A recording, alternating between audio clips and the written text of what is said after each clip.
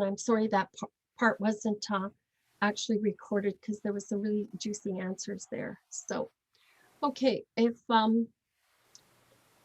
now I would like to show you some slides, and it's a little bit different because I'm not hosting this myself. So, okay, so let's go to share screen 1.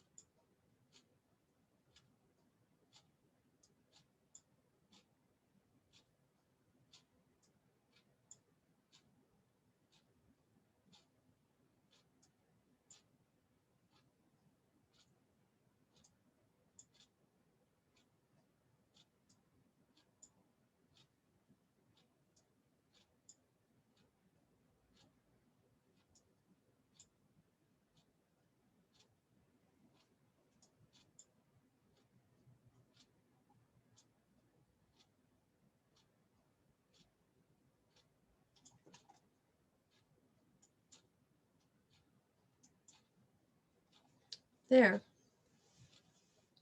you back on? Oh, thank you, Nadia. So this time I actually choose not to talk through them and tell you where it is, because I noticed that almost everybody here, I think, is from Burnaby. Who is not from Burnaby? Is anybody not from Burnaby? I live in Port Moody. I used to live in Burnaby for 10 okay. Right, right. And I see Mark is not from here either. And But, Elfie raised her hand as well. But I wanted you to be able to say, oh, I recognize a lot of those spots. Oh, Shula's not from here, and Elfie's I was not. a librarian there for 25 years. Yeah. So anyway, if I missed some of you, I'm sorry, but I think of some of you because you passed through here, or you're here enough that you're from Edmonton, from Burnaby. Anyway, most of those places are actually, all of those places are walking distance to me. And so I can go out, walk. And I do find that I could go out with a cell phone, and I can go out with a tripod, or I can go out and raise the ISO very high and just shoot. And I just, each day that I go out, I usually come back with a few pictures. And so by the end, I can have a collection of them. If you do things like that, you'll find that you'll photograph similar things. And many years ago, I realized that I was really drawn to construction. And I have done tons and tons of work around construction and worked for construction companies. There's something about tall cranes that really kind of, maybe because it's so high, and I've never had the opportunity to get up onto a crane. And then, of course, sunsets, you can't help but photograph it if you're just up on the hill and photographing it. So, but there's so many little details in the windows and in the small details. And we have this wonderful new mall that is so exciting to just want to keep going back. And every time I go there, there's a different event happening. And so a different theme. And then the photography is different each time. So I really found going out at night was really special. And every time I do go out at night, I do find that I almost feel like a tourist again. You know, maybe it's because when I've spent a lot of time in nights is in other cities. And so I do enjoy it. I don't always feel comfortable going out. So some nights I wish I had other people to go out with, but overall it's pretty good to go out. So is there any questions about anybody else do night photography? Alfie, you do? Grant does? Okay, yeah, it's kind of fun. I think Grant, me and you met on doing some night photography. Anyway, so that's enough about me. I want to introduce you to my first guest, which is Yunuen. And most of you, or a lot of you, know Yunuen from the Stride and possibly from the Living Room Arts, as well as the Art Crawl. What else have you worked on, Yunuen? Quite a few. I kind of have multiple hats also. I'm also an artist in residence, and lately I've been doing some community building work in the neighborhood house. And so I know some people might think that I'm just keep popping up everywhere in Burnaby. Right. So, yes. Anyway, so she's originally from Mexico City, a filmmaker, digital media artist who then moved to Houston with her family or produced a family there, and then immigrated to Canada 7 years ago. And she has an international background in filmmaking as well as the digital media. And she has over 15 years of experience in film and television industry, and she has worked on various projects from community films to private, public, and nonprofit organization. She is passionate about using art as a tool for community building, which we have already talked about and where many of you have known about her. But today what I want to talk about is her as an artist. I want you to all meet her as an artist, not as somebody who is always doing community events. And this kind of gets back to the first question that we had, and you were saying like, you don't have a lot of time, and yet when you did do it. So I would really just like to ask, how hard is it for you to let go and let your curiosity just stem your motivation when you are so pressured with family and life and community work and job? And how do you do that? Yeah. How do you stay creative and how do you refill your cup? I mean, I think I'm in every endeavor I do, even when it's organizing events or, you know, any work that I do, volunteer work or whatever, creativity is always what I lead with, no matter what kind of event or what kind of involvement I'm having. Even if it's just baking cupcakes for my kids' school, I still will do a very creative cupcake.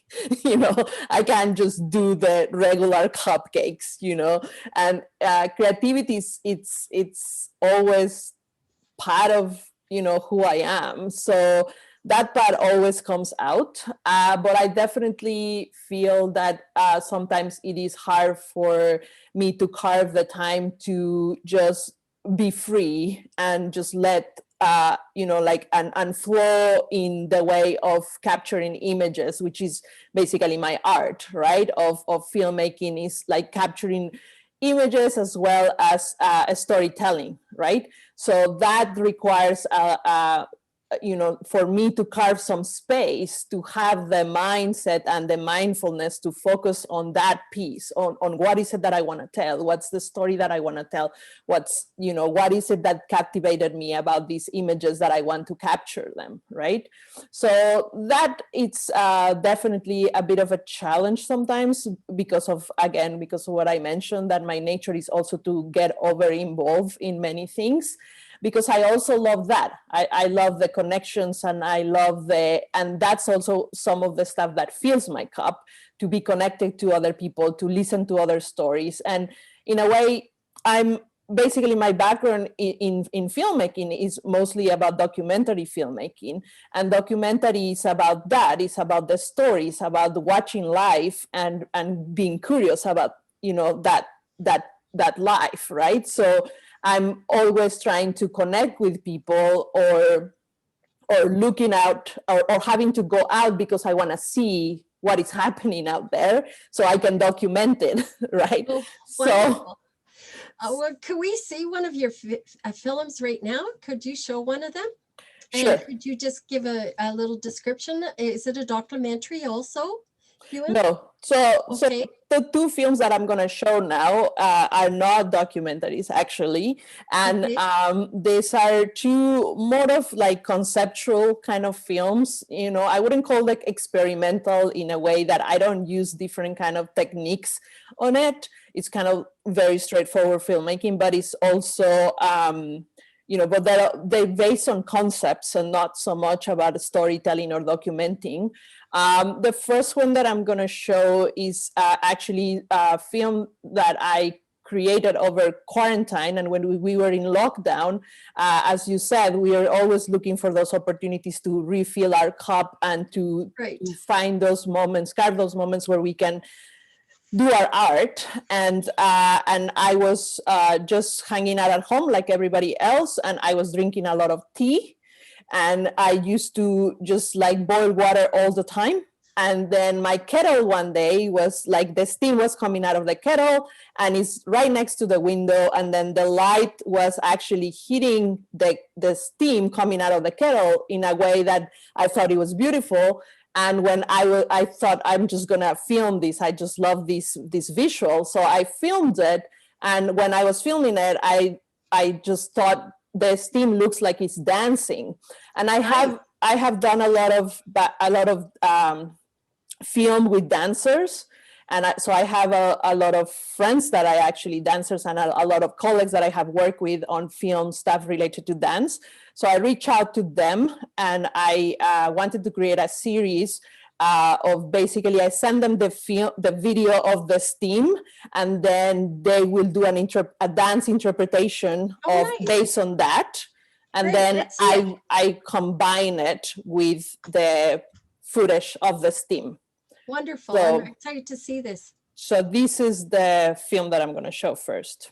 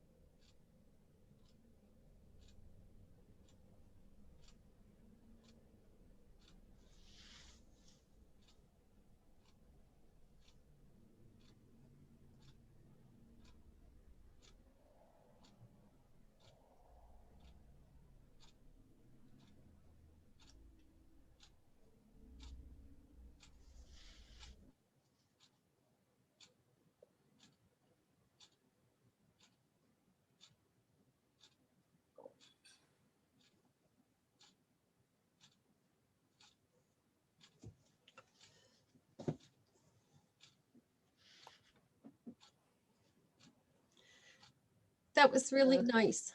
I really like the colors in it. I like the warmth of it, you know. That was really, really nicely done. It was a very, very nice. And this was meant to be a series, so I have another video that I created with a different dancer. And Selene is from here, like she lives in Vancouver. She's actually originally from Mexico. She lives in Vancouver. And then I have another one that I made with Lindsay, who is a dancer from Houston.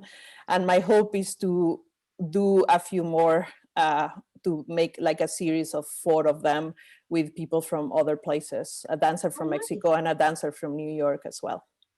Wonderful. Okay, so we're going to watch this one.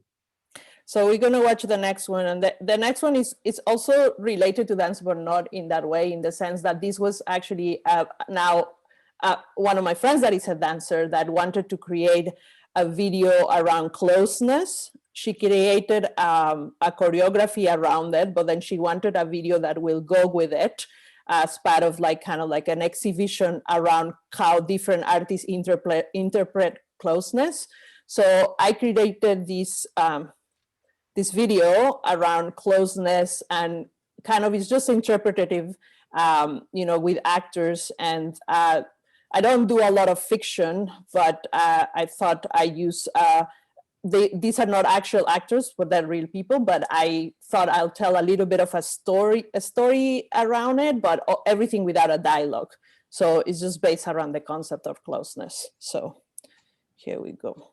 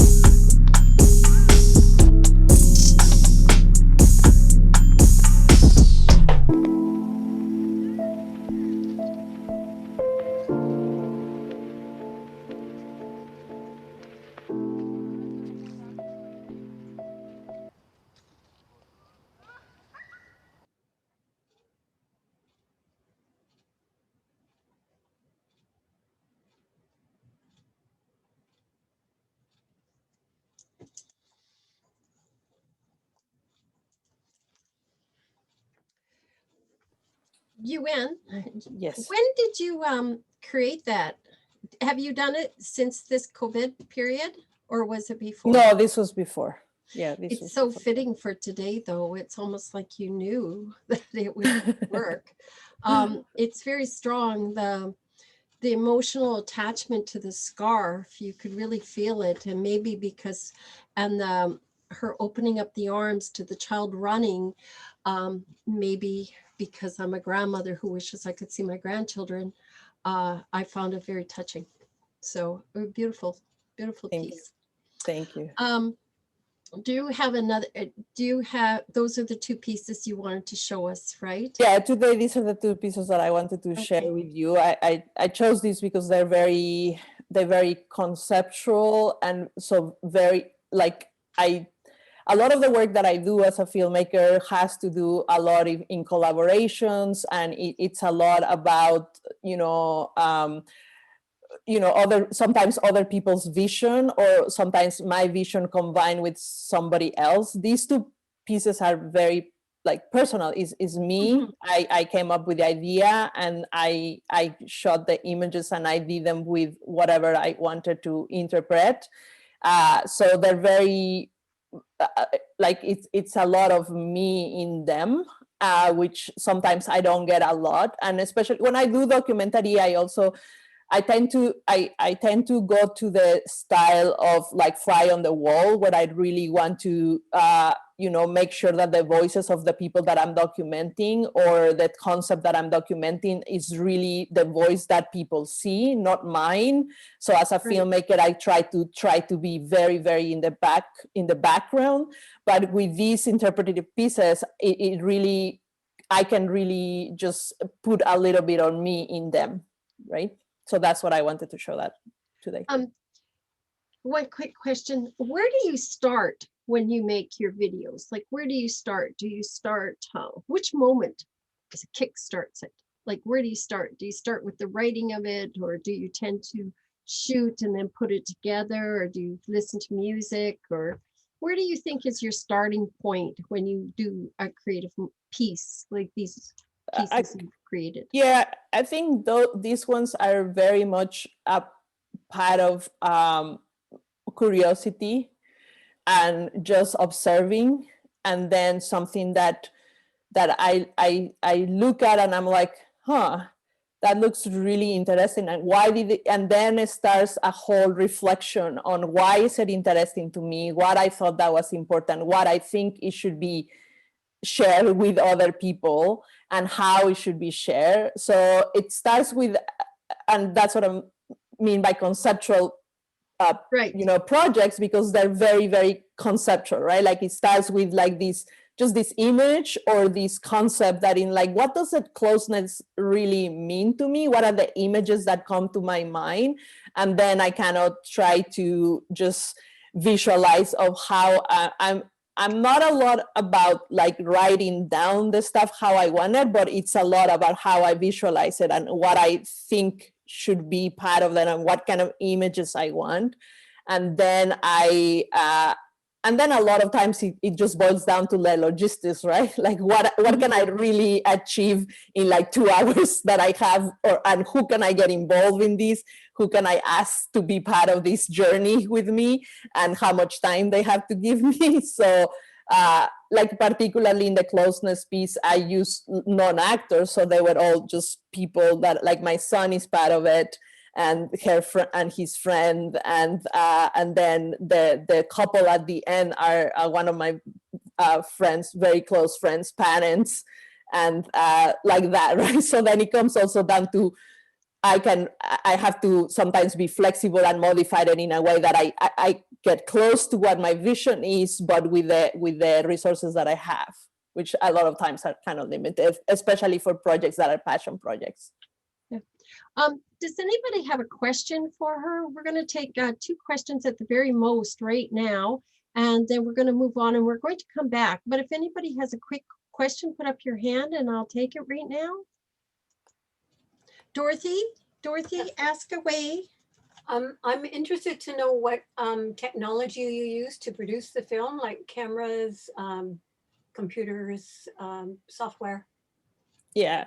So I work with I have this DSLR camera. So I use a DSLR camera. Well, that's kind of like when I try to do something real quick, and then I have a HD camera, which is a little bit heavier kind of camera. But the DSLR gives me a lot of flexibility as far as like changing lenses and and also being like really quick to be able to just get it out there and get it get the job done. So that's kind of like my go-to camera nowadays. Is more of a DSLR camera just with capability for video, right? And then as far as the editing, I work. I learned actually in school, I learned Premiere, but then I was so frustrated when Premiere came out. I've been doing this for so long that Premiere was horrible when it just came out, when like 25 years ago when I was studying, and I kind of hated it so much that I grew up editing with Avid, and then I turned into Final Cut Pro, and I was editing with Final Cut Pro for the longest until probably 3 years ago. Then I switched back reluctantly to Premiere, but now I'm pretty happy because it connects Adobe. You are able to connect After Effects. I do After Effects as well. So After Effects, Photoshop, and everything, you can connect it and kind of like work seamless. So it's kind of good. And Premiere has improved a lot. So now I'm using Premiere for all my editing work. Great. Yep. Is there one other quick question? Okay, well, we'll come back to you.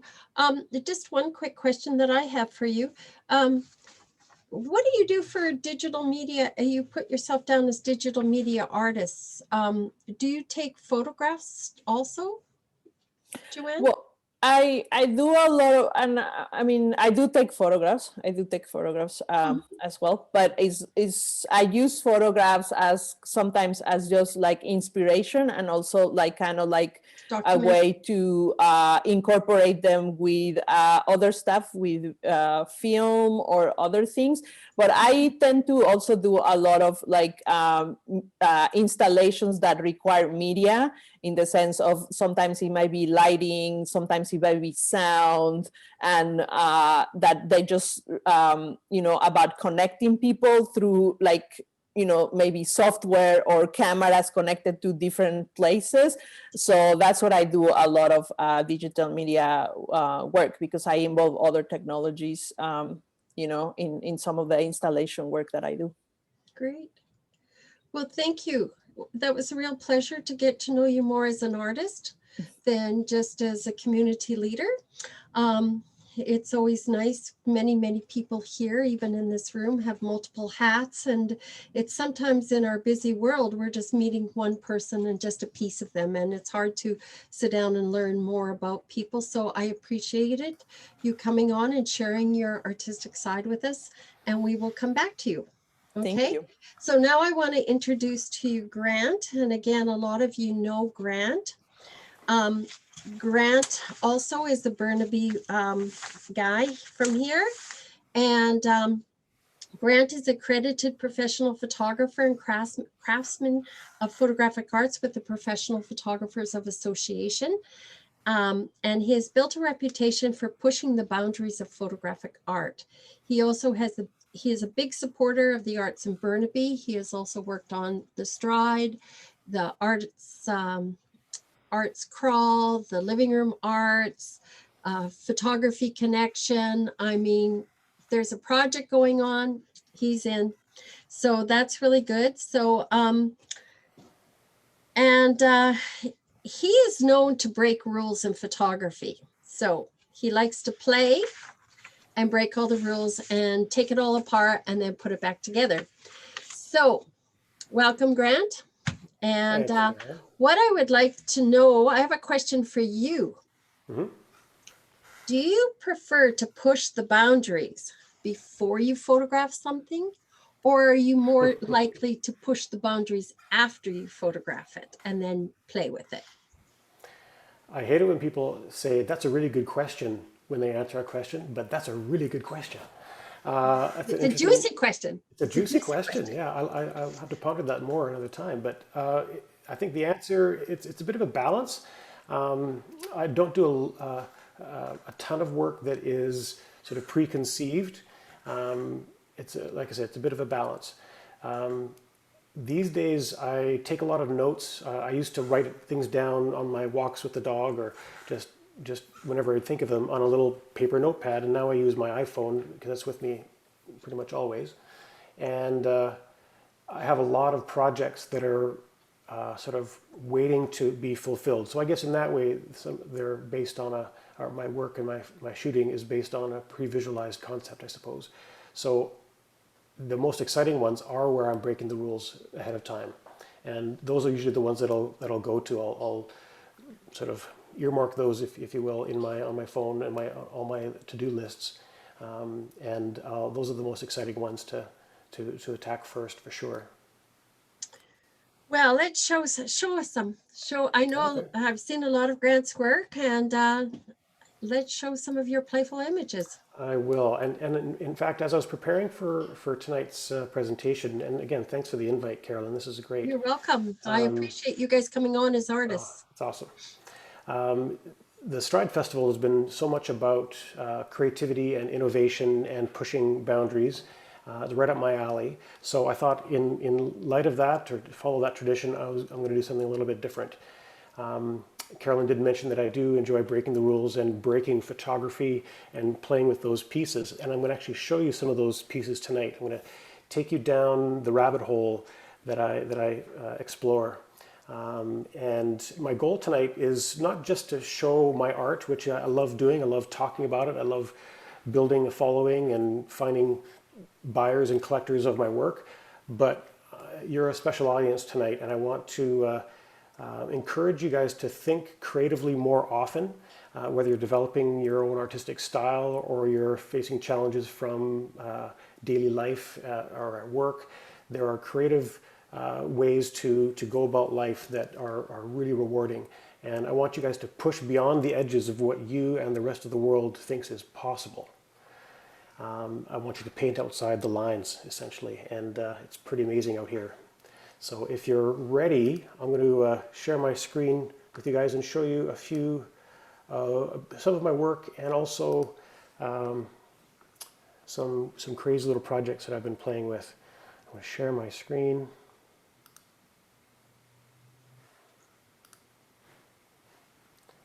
Okay. Can you guys see a big tree? Yes. Yay, it's working. All right. So I thought I'd open with a couple of kind of straight up fine art pieces that I've worked on. I've worked more and more towards having authentic pieces of art that I'm working with, that I'm producing. I've talked with a lot of artists, photographers, painters, sculptors, and the word authenticity keeps coming up. So I've really tried to work on creating works that are photographic. When I'm calling it a piece of photographic art, I want everything in it to be to originally come out of my camera, and that's the case with something like this here. It's very easy these days to create things digitally in Photoshop and all these amazing software tools we have to create something out of nothing and make it look real or look like we want it to look. And I do that once in a while. They're really fun to play with, but I try to make things that are genuine, or I'm most proud of those pieces anyways. I won't say that I never do it. I've also learned that you can take photos upside down. The camera doesn't have to be right side up. You don't even have to be looking at it or through it to take an image. This one actually is up at Burnby Mountain. A lot of you might recognize this site. There's a bit of a twist here. This is all in camera actually. The only thing I've done in Photoshop perhaps was to tweak the color saturation and remove a couple of distractions, but this was all in camera. In fact, Carolyn, I think that was during one of our photo connection walks we did up at that location probably about 5 years ago now, 5 or 6 years ago. Yeah, it was actually. Yeah. It's still a very nice image. Thank you. This is one of my favorites of yours. Thanks. This is actually from that very same night. Oh, really? Intentional camera motion has become one of my hallmarks, and I like to I find many of them very beautiful and very abstract and surreal sometimes, but I often like to add more of a story. They often become, I'd rather have them be characters in a bigger story than standalone just for the graphic interest. So sometimes I will play a little bit more and tell a story with these pieces. So this is actually that same Playground of the Gods, I believe is the name of the art installation up there, the totems. And that's what you're seeing here. And then the ravens have been added afterwards, also shot locally. This is another example of an intentional camera motion shot where I have my camera shutter open for probably about a quarter second, and I'm moving the camera and it's facing lights in the city. In fact, this is right here in Burnaby Heights, just on Hastings Street. And you'll notice that paper airplanes and crows and ravens show up a lot in my work, and I'm not sure if a therapist or a psychologist would tell me that that means something. I think it's a good thing. Another intentional camera shot. This is, believe it or not, a picture of the sunset looking west from Boundary Road, looking over the Vancouver skyline. And a bunch of planes happened to drop by as well that night.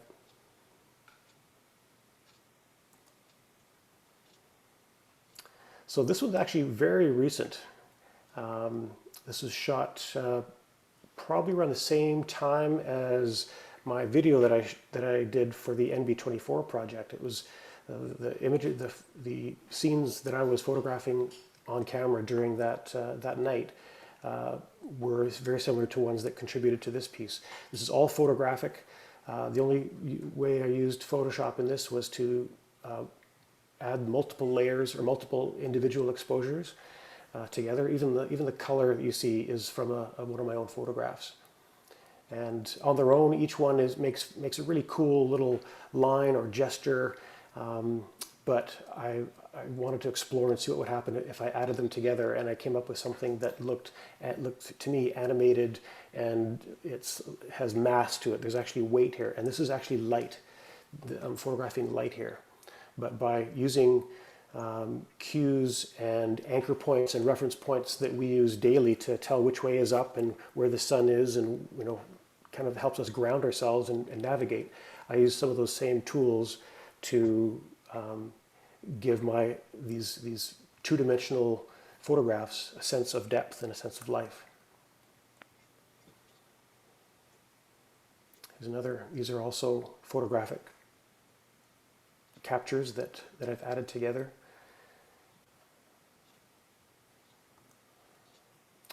I've also found that cameras work just fine when the lenses are not focused completely.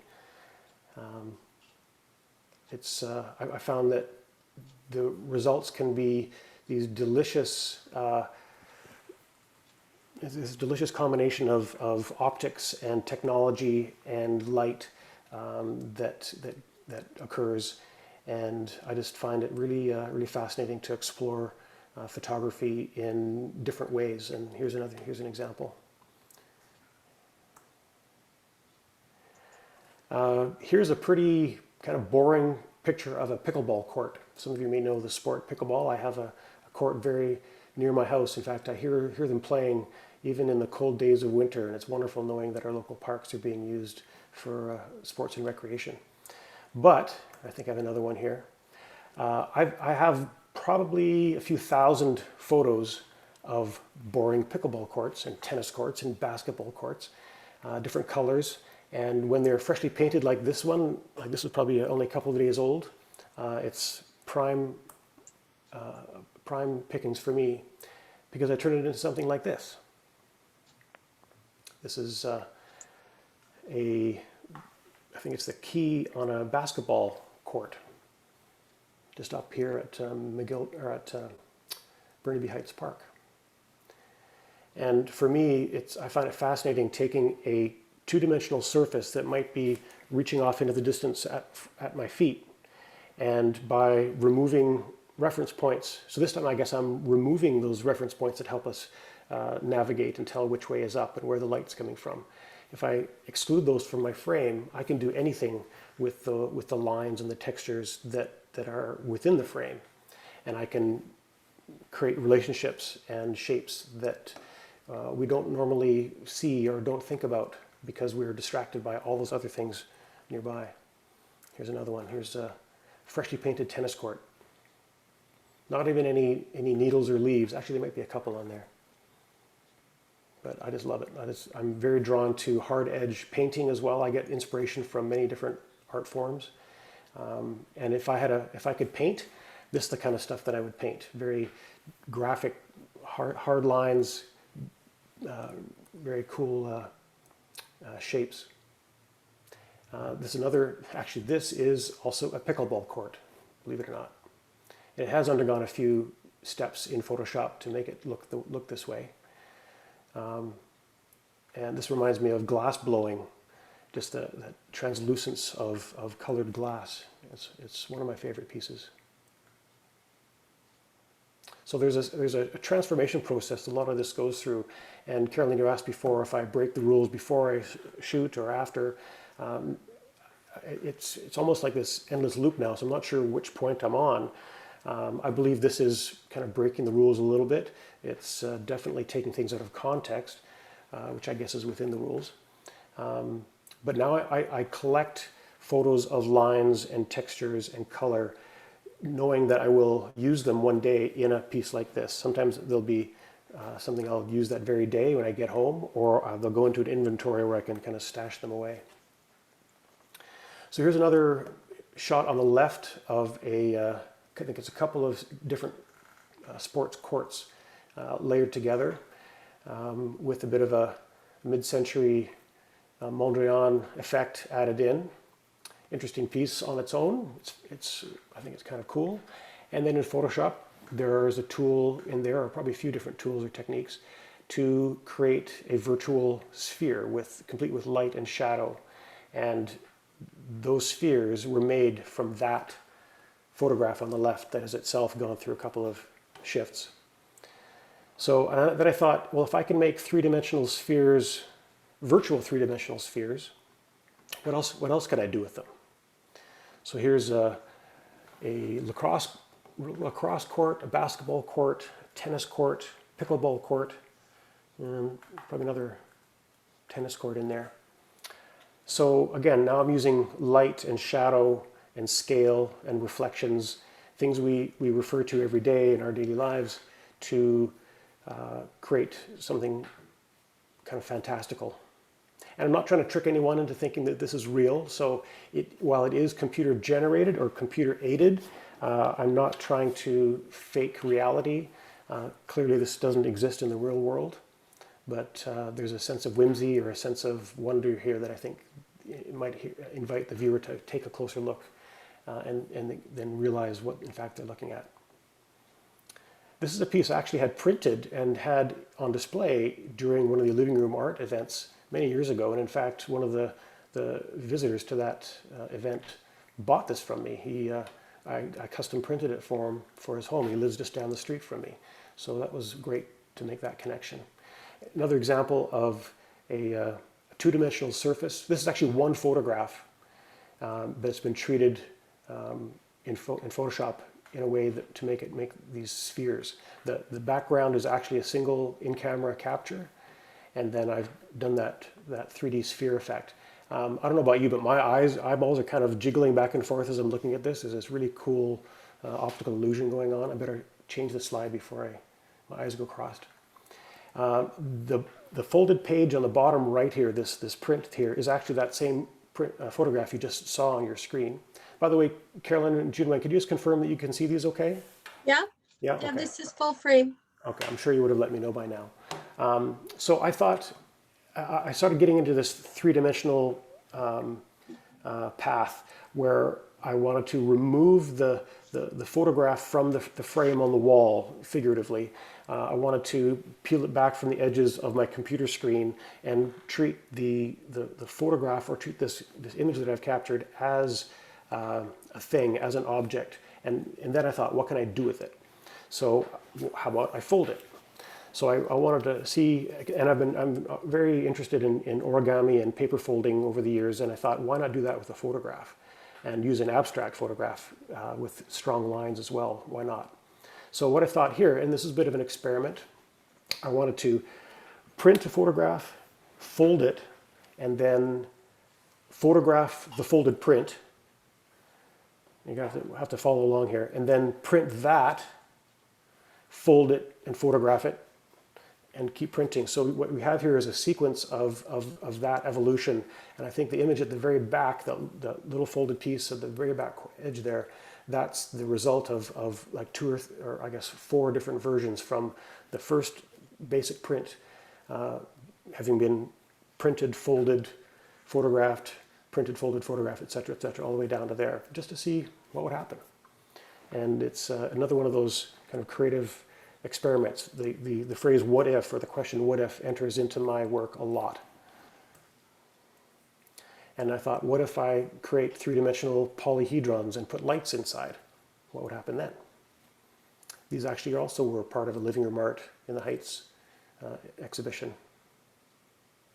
They're like little jewels. They're quite delightful.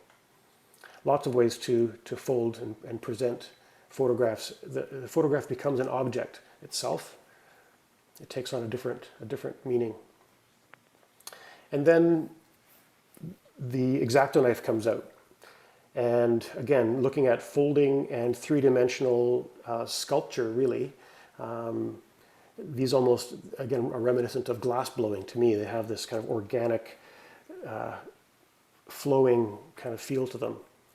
And I take a 2-dimensional photographic print, and I very strategically cut and bend and fold and play and manipulate and see what happens to this 2-dimensional, well, I mean, a piece of paper is technically 3-dimensional because it does have thickness, but for these purposes, it feels more cool to call it turning it something 2-dimensional into something 3-dimensional.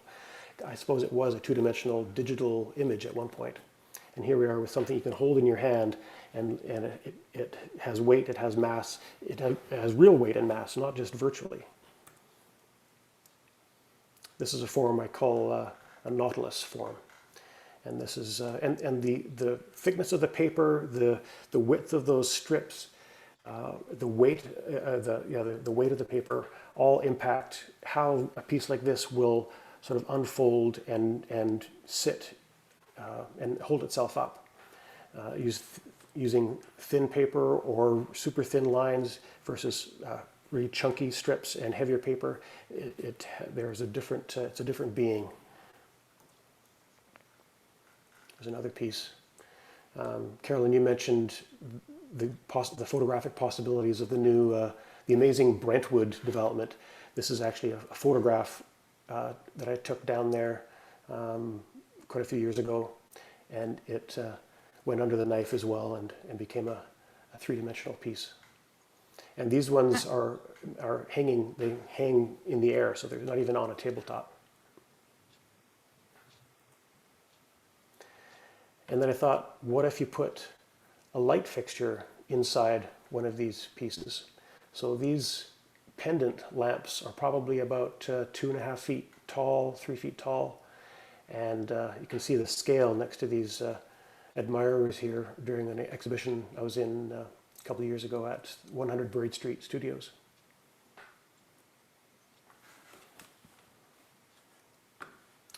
So there's one more thing I wanted to show you. It's a short little film, just a minute and a half that I put together the other day to show you what the kind of things I've been going, playing with.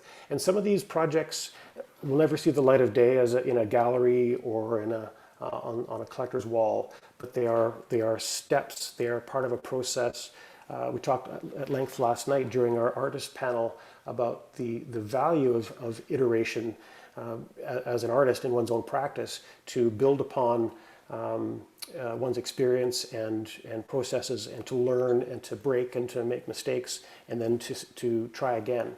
And a lot of these things are just playful experiments, and they all inform the next thing that I want to try. And then the next thing I want to show you is a short video. We're still on screen sharing, yes?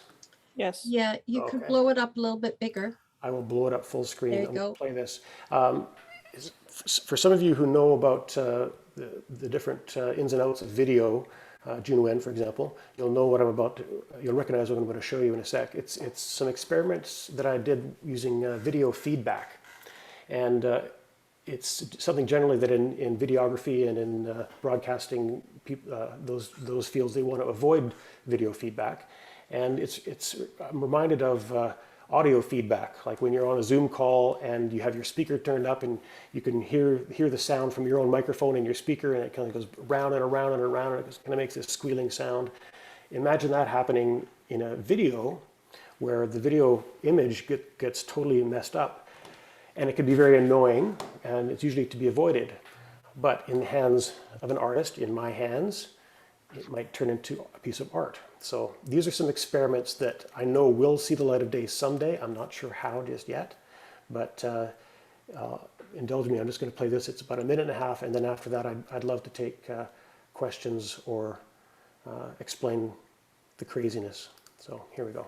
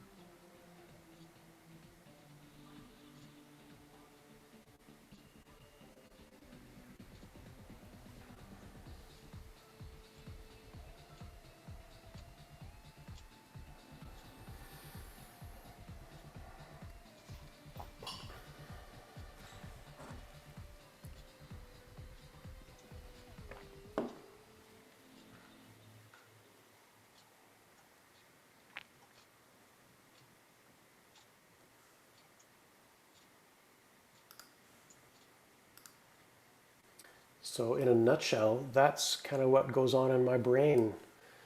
Not the spirally lights, but that's the kind of stuff that I like to explore. That's great. You know, Grant, I really like the cut up parts, you know, like it's something I've probably tried a zillion different techniques in photography and video, but I don't think I've ever played with cut up photos to create a 3D. I've cut them up in a zillion different ways, but never that way. So I must say that when I first saw it, I was like, oh, wow. And your little jewels are very clever, very, Thank you. very clever. And I've never seen that done before. And yet I've seen a zillion photographs and everywhere. I want to take maybe 2 questions right now at the most for Grant. If anybody has a question, then we'll come back to both of them. Does anybody have a quick question here? I think you're all like, There were a few. People's eyes are still spinning. okay, just a minute. Who's got a hand up? Not a question, but just a comment. Okay, Dorothy. Just loved your black and white folded paper sculptures. The sculpture. Thank you. So just wanted to say that. Thank you. Yep. Yeah, that's another path that is. I put a bookmark in that one, and that's going to go somewhere in the future as well. Grant, I have a question. As far as the sculptures go, do you find that people are more interested in the actual sculpture to purchase, or they want the sculpture photographed and then hung back on the wall? Yeah, I actually spoke with an art consultant, almost like an art consultant coach about that very topic, because I was wanting to create these as sculptures, and she actually advised me to photograph them because that people could relate to that more. And in fact, to be honest, it's probably the better way to do it because they're quite delicate.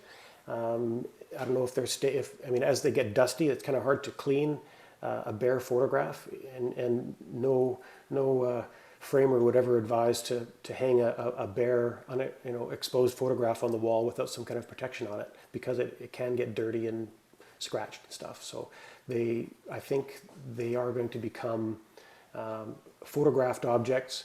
And if in a gallery setting, I might have the photographed versions on the wall and a few 3D original pieces on plinths nearby, just to kind of reveal that process.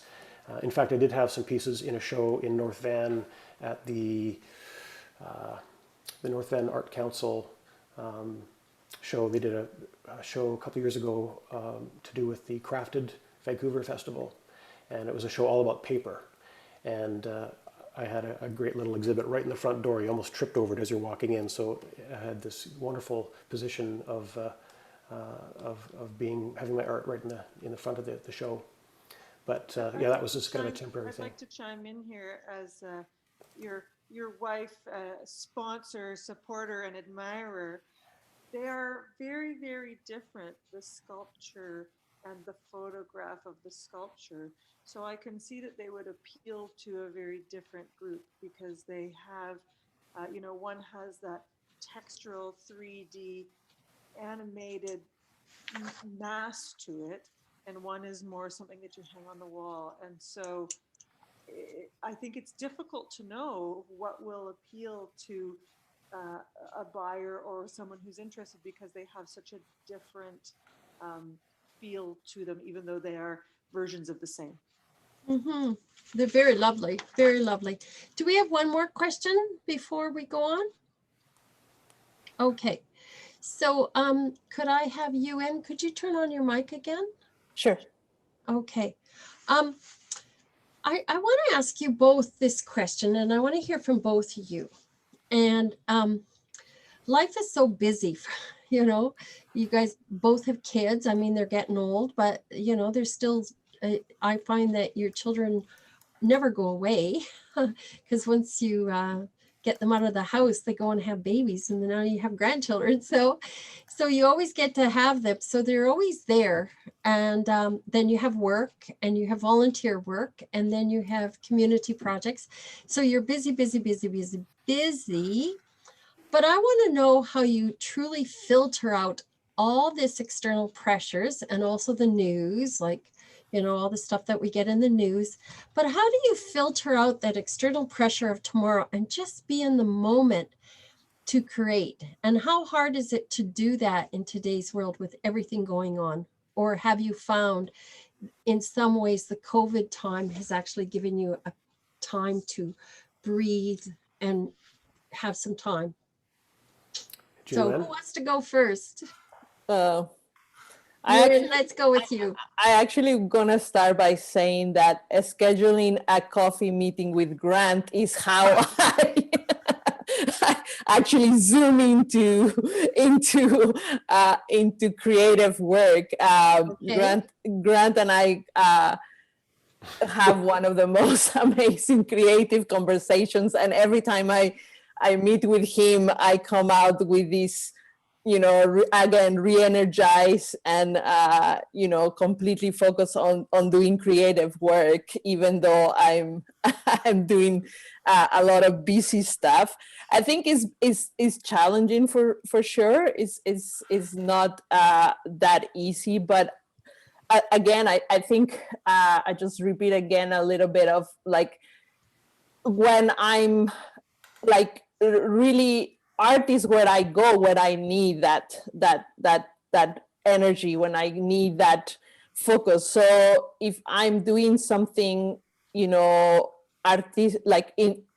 the arts or creativity, I tend to be very focused and be very motivated to do it, and be very, mindful and in the moment, even if it's, related to organizing, but definitely when I'm working on a project that is a creative project and an idea, I somehow manage to be able to put everything away. I do, like, as far as my filmmaking work, I have done most of my work even when I was at school and when I didn't have kids. I usually I do my best work in the evening, so I will completely like do everything I had to do, and then I'll sit down and then I'll spend like 2-3 hours, like from 10 in the night onwards, like, and that's when I would be able to actually like focus and do the editing and do the work. I tend to work the best at night because I think it just gives me that peace of mind that nothing is going to bother me. Everybody's asleep and I can just completely focus. So that continues now, and definitely with the kids, that was the time when I would put them to bed and then I will do my work, right? So that way I can, because I don't want this to also be a situation where my brain is constantly fighting about like, I want to do this, but no, I have to do this. Like I will say, I have to be, in the moment of being a mother right now, or in the moment of being working right now, or in the moment I want to be in that moment. And then at night, I know I get to be the artist and I get to, do crazy stuff. So I try to do that. That's really good awareness to yourself, Yunuen, to know that if you have this little space of time, that's for you. So you're very lucky that you're very self-aware, that you know that that's your time, and yeah, it's hard not to look forward to that time. So good for you that you've managed to keep that time, that moment just for you. And you, Grant, how do you stay in the moment and just do it? I'm not, my wife, Michelle, will attest that I'm not a very good multitasker. So when I am busy doing busy things of life, one busy thing that other things aren't really happening. So it's hard to kind of move in and out of that creative mindset. So I do have to dedicate time to sit down and just do it. And a bit like Yunuen expressed earlier, when she gave herself, or was assigned herself that hour to do the videography, the rest of the world just evaporates and goes away during that time, and it's this blissful, focused time. And you almost have to assign yourself time to say, okay, I'm just going to have to get into that space, and it might take a little while to get there, to be able to do one's best work. Fortunately, for many reasons, physical and mental, I have a dog, and I walk my dog every day, a couple times a day, morning, midday, nighttime, whatever. And she doesn't love it, but I bring my camera with me. And whenever I do, she rolls her eyes and says, "Okay, here we go. We're going up to the tennis courts again. We're going to sit around while you take pictures of the lines on the tennis court. Oh, great! There's a cool tree." So I actually do a lot of my neighborhood scouring and visual. Exploring my visual curiosity during those times when I'm out and about doing those other things in life too. So in that way, I do have this kind of layer of artfulness and of creativity that I carry everywhere, and everything else is filtered through that. So I don't give up or take off that hat entirely, that artist hat entirely, when I'm out just being busy. But to really get into that really creative mindset, it does require kind of closing the door. One thing that you said, like as far as like when you walk the dog, you do it, and that you have photographed the tennis courts millions of times and stuff like that. And I think that is so important for visual people or photography, is that we are creating a library. It's very much like a sketchbook where people lots of times will sketch and they'll re-sketch and they'll sketch and they'll practice almost. And then once they get the idea down, then they'll go to the canvas and actually print. Yep. And so like these, I know people say, oh, but how do you keep photographing in the yard? Like where do you find all these pictures? And they have been like little sketches, but you've got a library, and I like to collage. So I end up having lots of material left over to collage over and over and over. And so I cannot stress like how important the the minor little details where you're starting in art are so important, whether it's just a click here with the cell and a click here and a click there, or on a piece of paper, just jotting a note, or mind mapping on a piece of tissue paper in a cafe. All of these starting points actually can end up being accumulating into a big project. And so that's, I think, a really good thing that you've been doing, is this library of imagery. And it's, some may call it obsessive, almost to the point of, why are you photographing so many things so many times? But I think that's really important, and it's relaxing, and it's almost like a doodle. You're doodling, but you are doing something. I know, when we were growing up as kids, we'd always be told to quit doodling and not do that. But now they know that kind of stuff is really important for children to do, the sketching or the writing or the journalism. So whatever art you do. The other thing I wanted to bring up, which reminded me about how you said how you print, you fold, you print, you fold.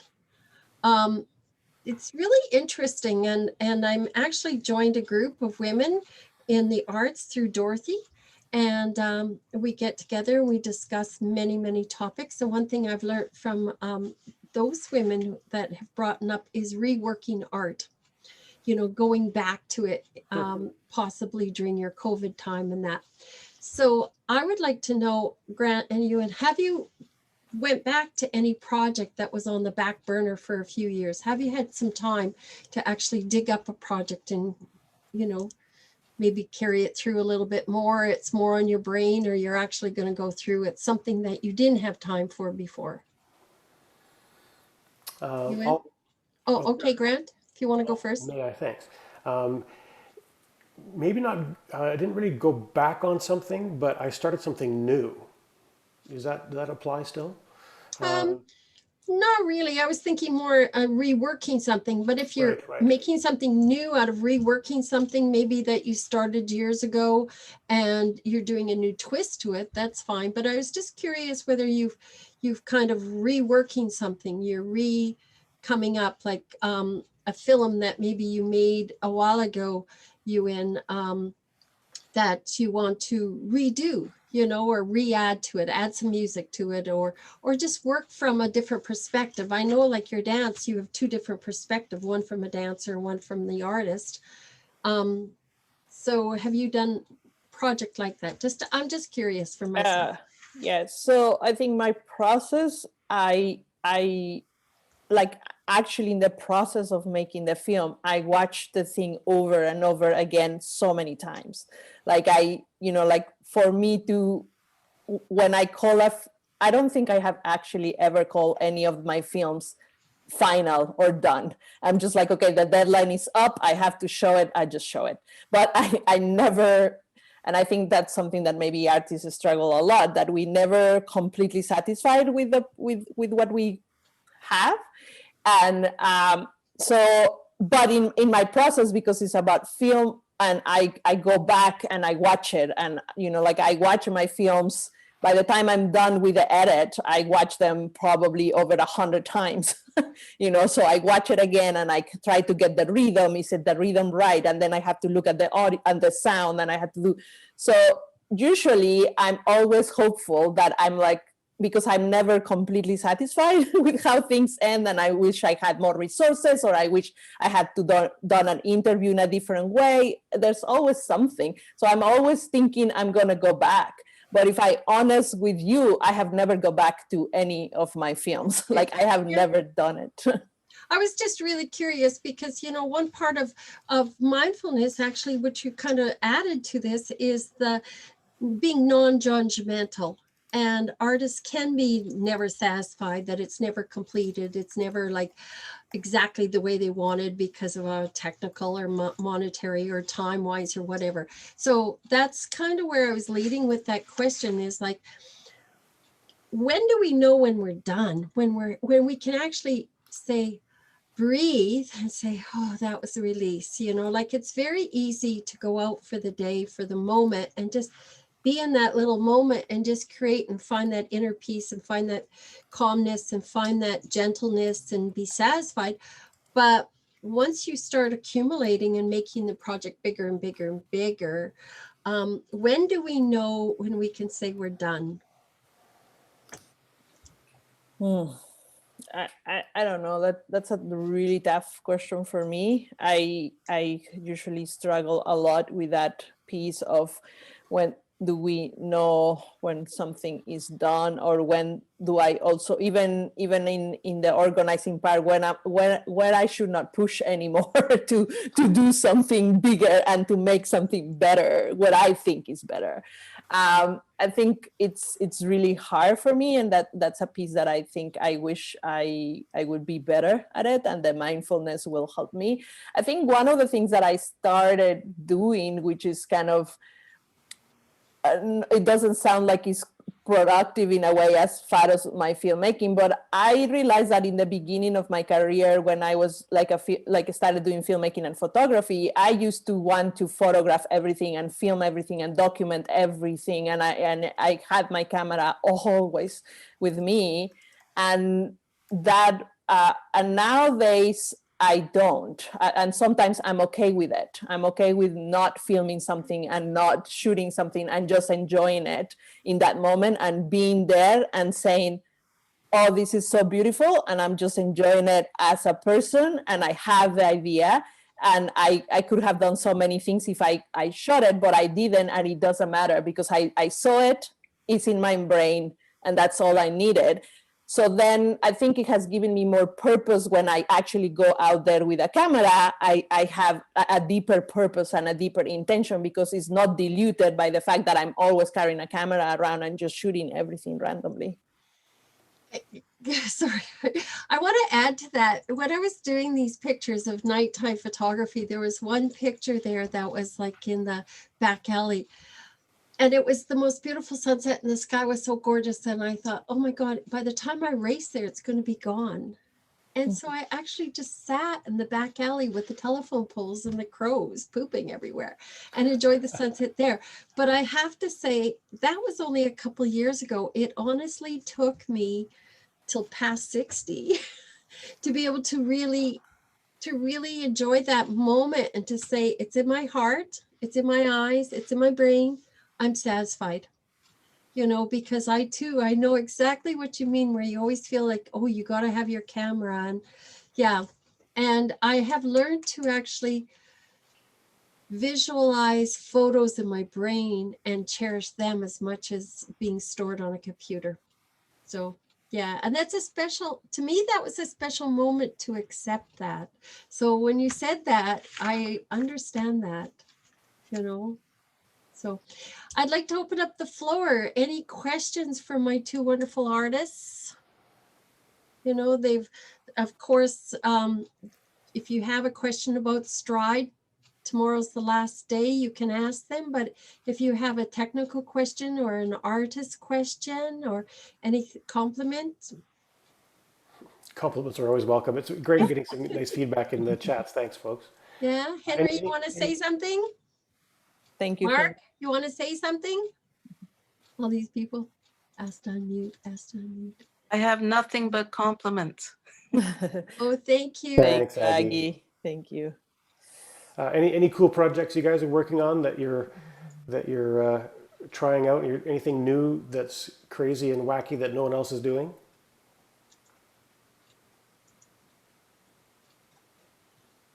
Well, I hope you find those things. Yeah, it's interesting to do something out of the norm. I actually had a phone conversation with somebody today about that, you know, saying, do you think this is it normal? Because sometimes we get these wacky ideas and we go, you know, maybe because I'm so sheltered in my life, this is not a wacky idea. It's something that is done all over the world or something. That's one advantage to the internet these days, is you can always Google it and see who else is doing it, to see if you've got a interesting idea or if it's actually on Pinterest 1,000 times. Well, So full disclosure, I when I discovered, in quotes, my video feedback phenomenon, I thought, oh my God, I've invented the next amazing piece of visual art. No one else is doing this.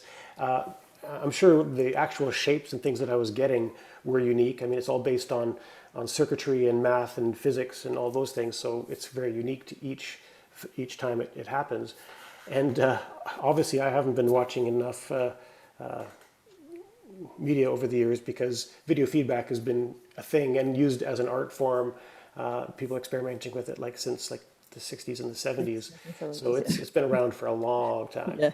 I think even before that, Yeah. Priscilla, oh, sorry. Priscilla, did you have a question or comment? Oh, No. okay. Rebecca? Yeah, hi. Hello, nice to meet you. Yeah, you too, Carolyn. Thanks anyway to everybody for sharing your work. That was wonderful, Grant and Yunuen. I did have a question about the video feedback a little bit. If there were certain images that if that was all feedback what we were seeing, or if there were certain images that you were videoing together. I'm glad you asked. Originally I wanted to try the old, put my hand in front of the video camera and watch the multiple hands kind of behind it. I was trying to find the way to do that, and then all of a sudden, the image in front of me on the wall exploded into these shapes and these alien-looking languages. It was crazy.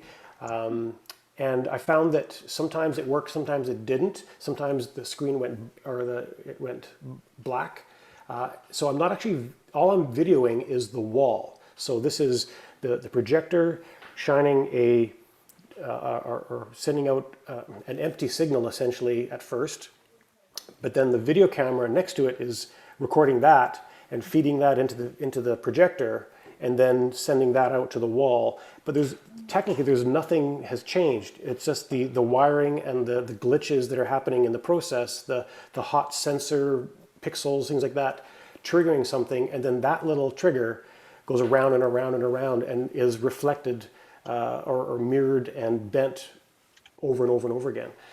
But sometimes I could actually put my hand in front of the projection,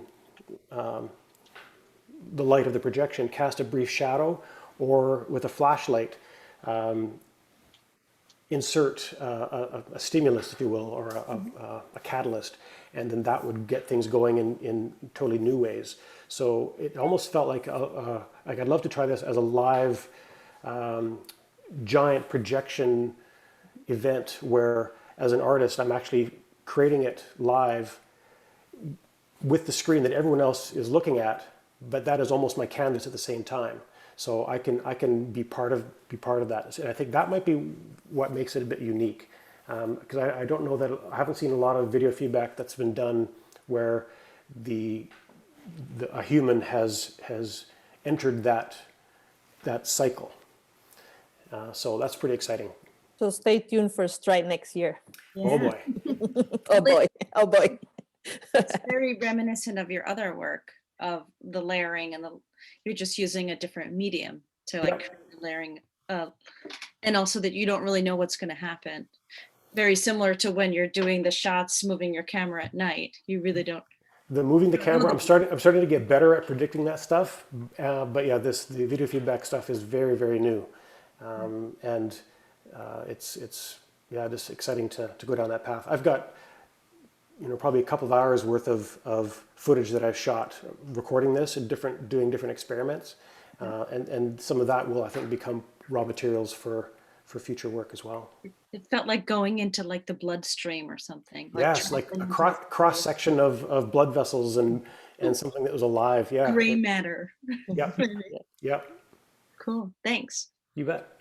Yep. That's how our conversations go. It feels like we're diving into this bloodstream and going crazy. We actually have to, when we get together for coffee sometimes, we have to say, we're not going to talk about art. We're not going to talk about projects. We're going to talk about our children or the weather or what a great cup of coffee I'm having. But no, that never happens.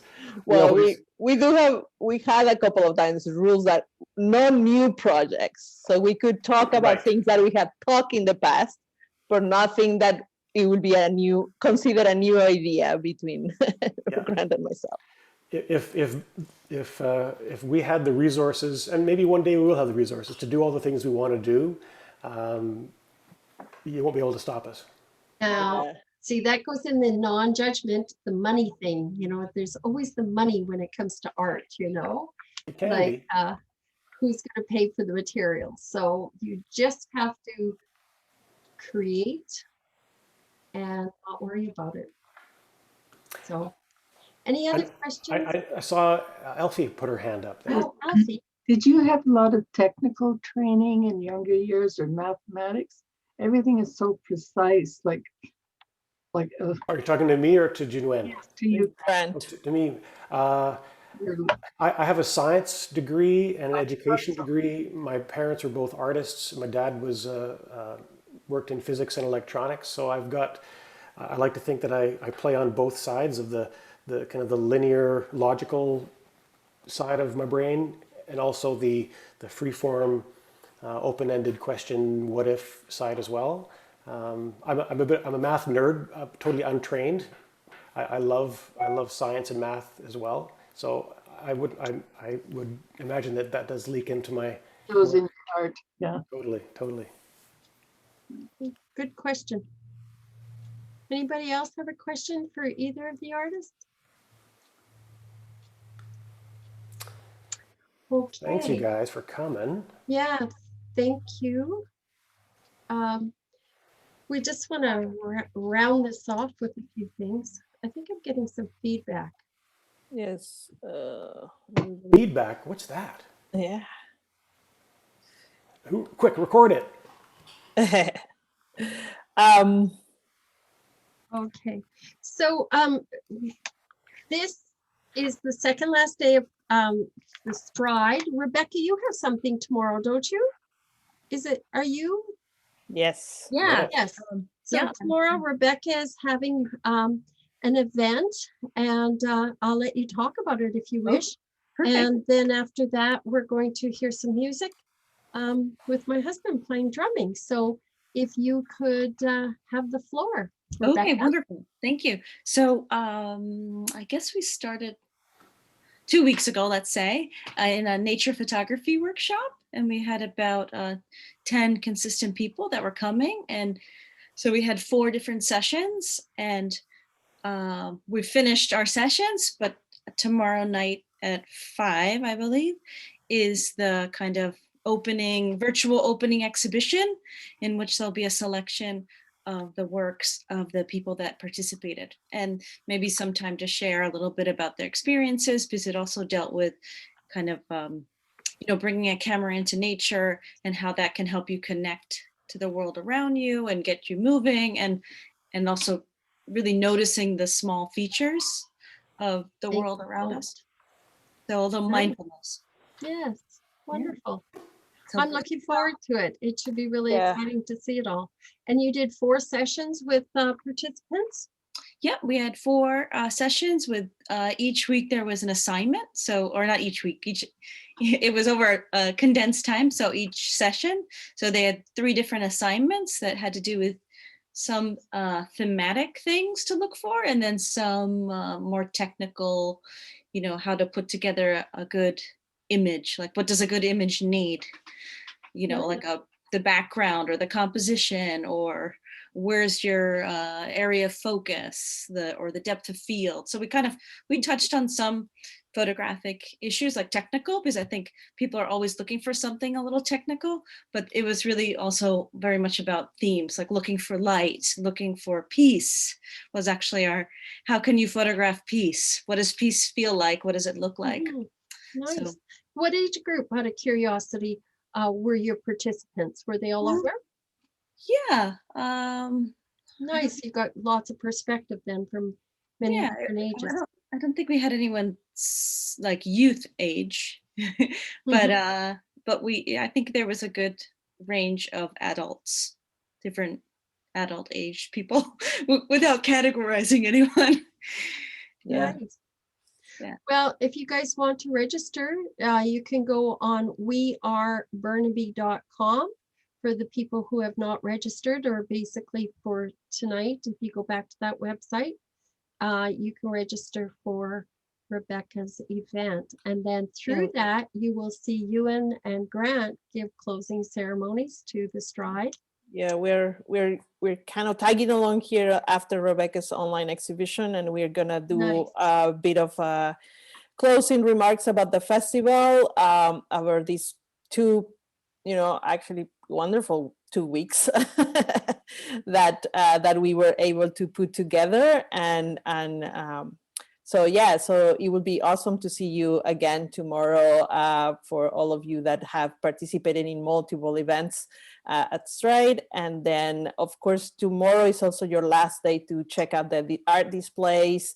Grant and I have an installation. If you haven't seen it, we put an installation together called Reframing the Window to Our Soul.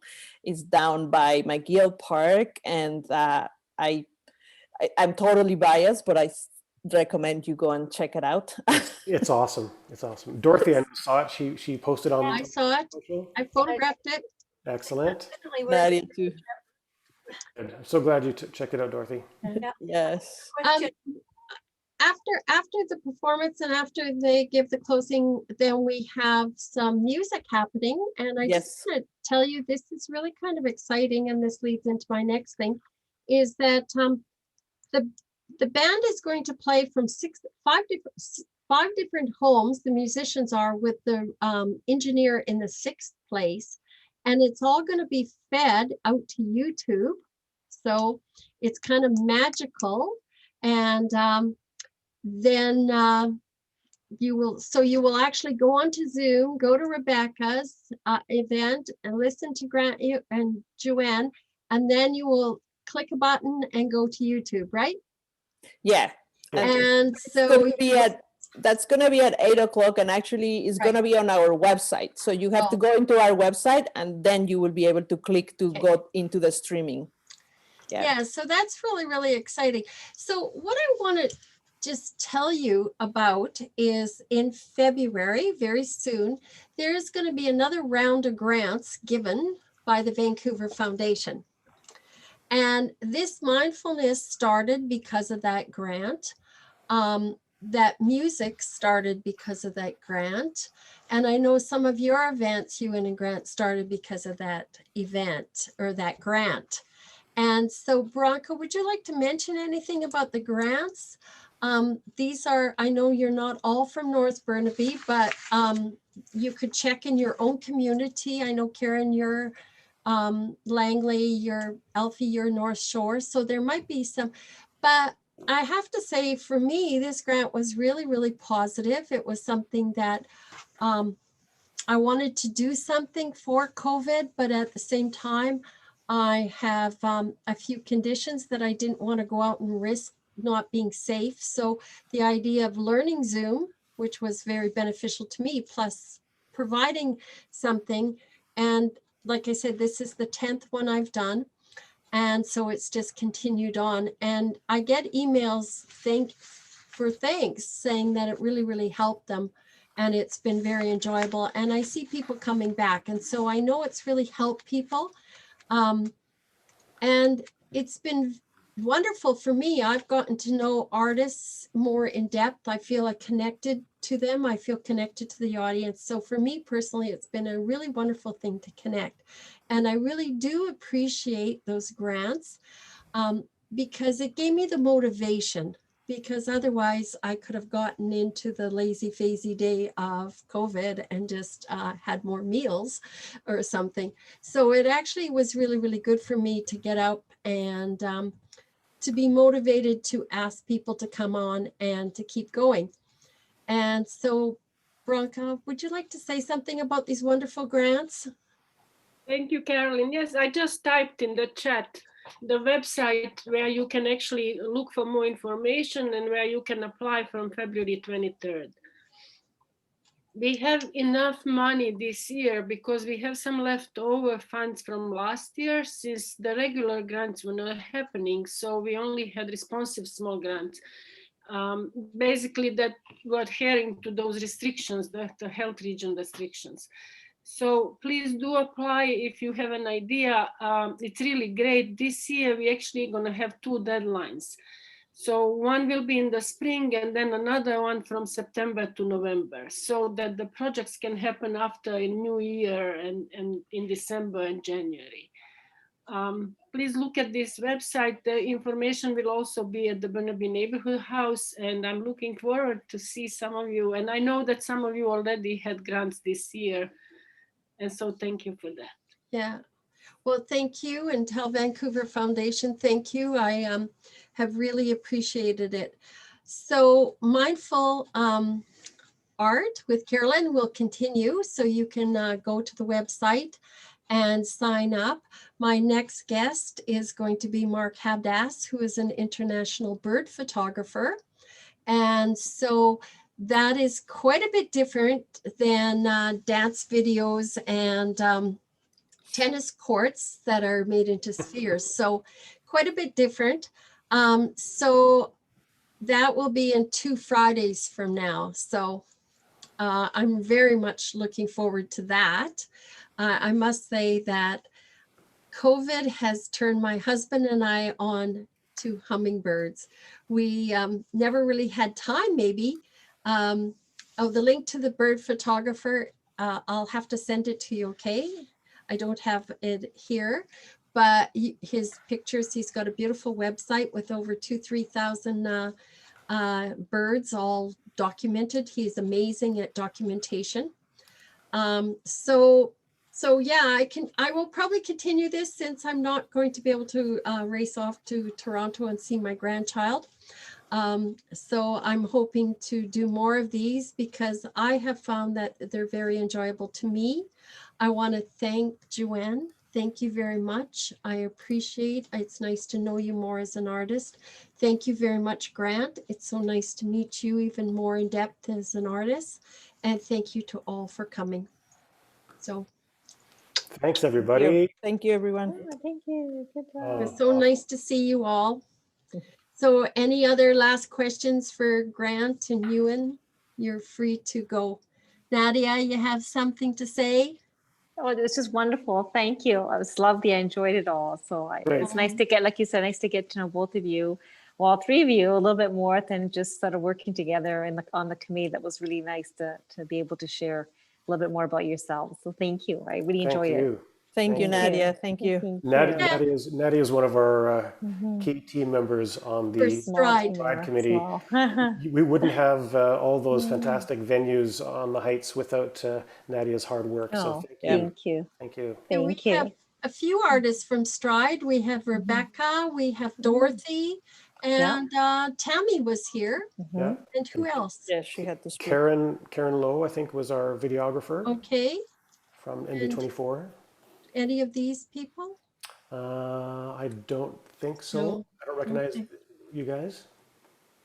Maybe next year. Participated in the NB24 film. You did? No, some people that are here. Yes, I did. Dorothy did. Oh, really? Pers as well. Pers, Dorothy. Oh, of course. Yeah. Yes. Hi, Pers. Hello. Right. Terrific. Well, hi, Pers. Nice to see you. Like Yunuen said, that look forward to stride number 2, you know. We'll have to go strides, you know, kind of, because there'll be 2. Stay tuned. Stay tuned. Yeah. Well, we'll see you guys tomorrow night for the You're for making our wrap-up. strides. Yes, strides. We're going to write that down too. Better. That's a good way to put it, making strides. You're hired, yeah. Very good. I have one question before you go. I'm a little confused about signing up for tomorrow night. If I sign up for Rebecca's, are Yunuen and Grant going to give their closing remarks at the end of that session? Yes. Okay. And then the music is separate. Yeah, the music is just a streaming, so you don't have to register. You just have to go to our website and then click on the event calendar. And then when you click onto like watch here, then you click that, it's gonna take you to the streaming, to the YouTube channel where we're gonna be streaming it. And there's going to be a break between the two, right? Yes, there's a break. A couple of hours difference between the two. Yeah. Yeah, the Rebecca's event is from 5 to 6, and then the concert is at 8. And the concert is, as I said, is not through Zoom. It's just a YouTube link, and it's just a streaming because of what Caroline mentioned. It's actually very technically complicated in the sense that all the band members are going to be playing in separate spaces, and then it's going to get mixed, and then it's going to get streamed. And that's very difficult to do in Zoom. So they're doing it, and then we are streaming it out to YouTube. You know, Dorothy, this is really exciting. I was really impressed when they did this event for one of the guys' parties, Christmas parties, staff parties. And I went, oh my God, I got to send this to Joanne and see if she'd be interested in having them play. So they agreed, even though it's a bit technically complicated, because we've been spoiled. We've been seeing shows from the Shadbolt, but they have money, right? For, you know, the band goes there and they have 3 cameras plus the overhead cameras, and then they have the crew.